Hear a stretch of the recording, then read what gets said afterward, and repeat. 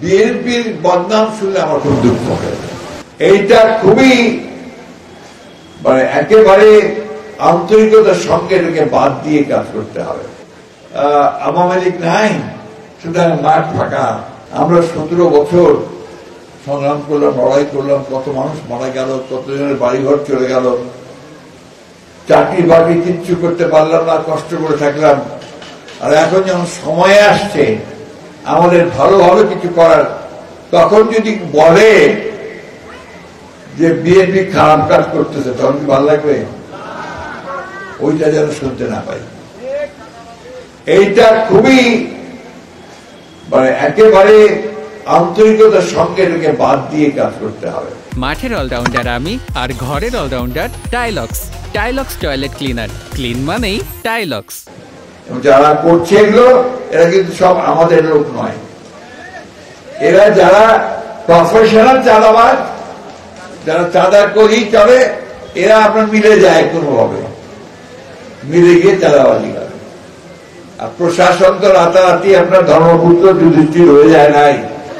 প্রশাসন ওই সুযোগগুলো খোঁজে, বা লোকজনকে পর্দায় ফুটে তারা দেবে নিয়ে যাওয়ার চেষ্টা করে। যে আওয়ামী লীগ নাই, সুতরাং মাঠ ফাঁকা। মাঠ ফাঁকা না, মাঠের মধ্যে সব মানুষ দাঁড়ায় আছে। ওই মানুষটা বিবেচনা করে দেখবে যে আমাদের কোন দলটা, কোন মানুষটা ভালো। 91 সালে নির্বাচন করছিলাম, মনে আছে? 91 সালে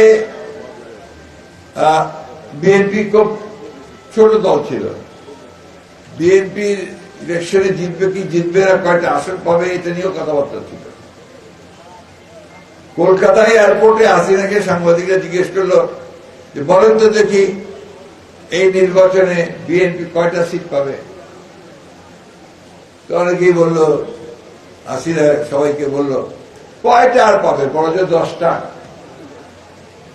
কিন্তু ওই নির্বাচনে বিএনপি সংখ্যাগরিষ্ঠতা লাভ করে সরকার গঠন করেছিল, কারণ বিএনপি সেই ভাবমূর্তি, জনগণের কাছে ভালোবাসা বিএনপি পেয়েছে।